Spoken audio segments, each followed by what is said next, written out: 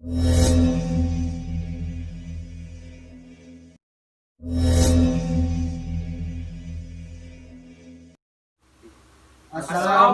warahmatullahi wabarakatuh. Perkenalkan, kami dari kelompok 5 manajemen 2C. Di sini kami akan mempresentasikan hasil dari diskusi dari kelompok kami yang berjudul konflik dan negosiasi yang beranggotakan Saya Andres Suma. Saya Yudi Pratama. Saya Muhammad Bakti Pramudia. dan saya Fajri Maulana. Selanjutnya presentasi akan dibacakan oleh masing-masing anggota. Definisi konflik. Konflik dapat didefinisikan sebagai suatu proses yang mulai bila satu pihak merasakan bahwa satu pihak lain telah mempengaruhi secara negatif sesuatu yang diperhatikan pihak pertama. Konflik merupakan masalah persepsi. Suatu titik pada setiap kegiatan yang tengah berlangsung bila suatu interaksi bersilangan dapat menjadi suatu konflik antara pihak. Hal ini meliputi rentang yang luas dari konflik yang dialami seseorang dalam organisasi. Ketidakcocokan tujuan, perbedaan dalam penafsiran makna, ketidaksetujuan berdasarkan pengharapan perilaku. Konflik harus dipahami oleh pihak-pihak yang bersangkutan. Apakah konflik ada atau tidak merupakan masalah persepsi. Konflik fungsional dan disfungsional. Konflik fungsional, konflik yang mendukung tujuan dan memperbaiki kinerja kelompok. Konflik disfungsional, konflik yang mengganggu kinerja kelompok. Dua pandangan konflik. Yang pertama, pandangan tradisional, menyatakan bahwa konflik harus dihindari karena akan menimbulkan kerugian. Aliran ini juga memandang konflik sebagai sesuatu yang sangat buruk, tidak menguntungkan dalam organisasi.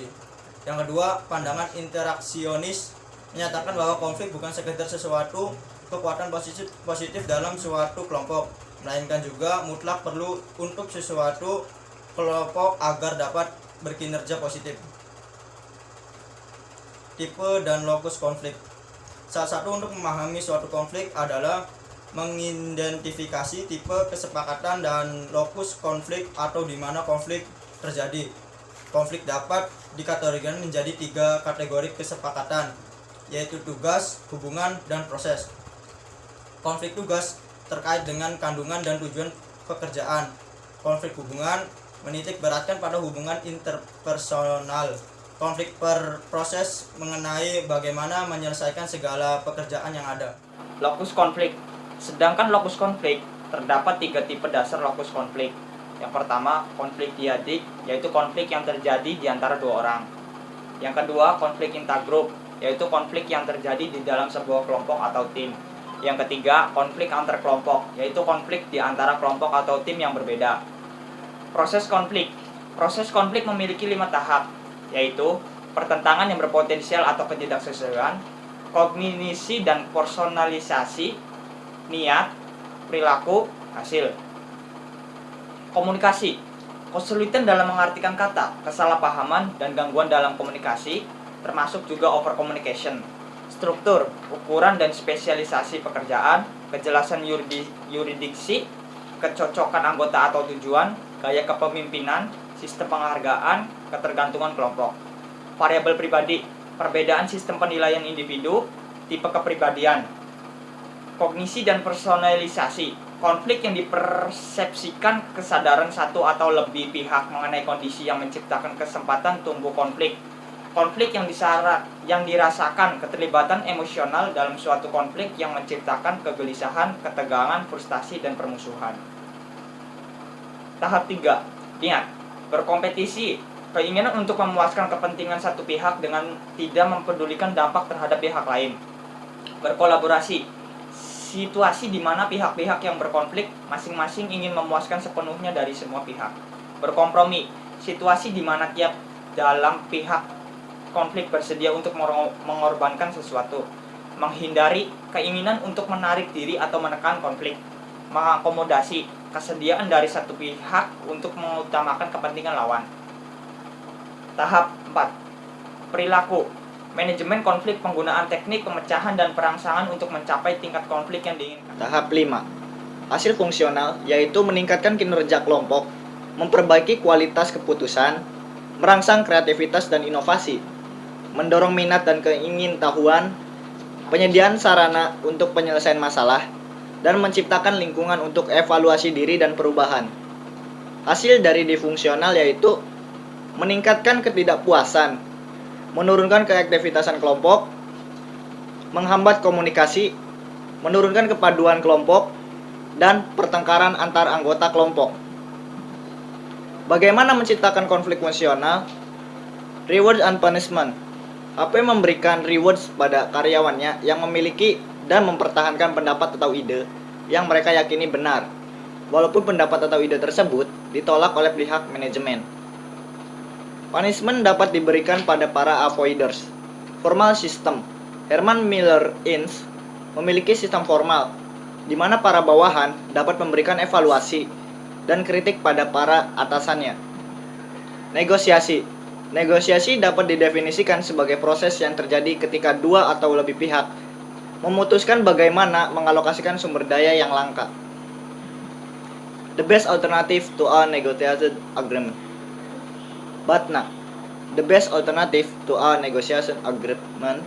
Nilai terendah yang bisa diterima individu untuk mencapai kesepakatan dalam negosiasi. Strategi tawar-menawar. Tawar-menawar distributif yaitu perundingan yang mencoba membagi-bagikan sumber daya dalam jumlah tetap suatu situasi kala menang. Tawar-menawar integratif. Perundingan yang mencoba mencari suatu penyelesaian atau lebih yang bisa menciptakan situasi menang-menang. Proses negosiasi. Prepartiban and planning. Definition of ground rules. Clarification and justification, bargaining and problem solving, inclusion and implementation. Persiapan dan perencanaan. Apa sifat konflik? Munculnya peristiwa menuju negosiasi. Siapa yang terlibat dan apa yang mereka pikirkan? Apa yang Anda ingin dari negosiasi? Apa tujuan Anda? Dan sebagainya. Mengembangkan strategi seperti seorang ahli main catur. Klarifikasi dan justifikasi.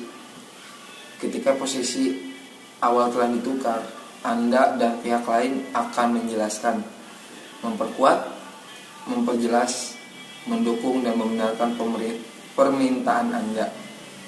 Fase ini perlu tidak menjadi konfrontatif.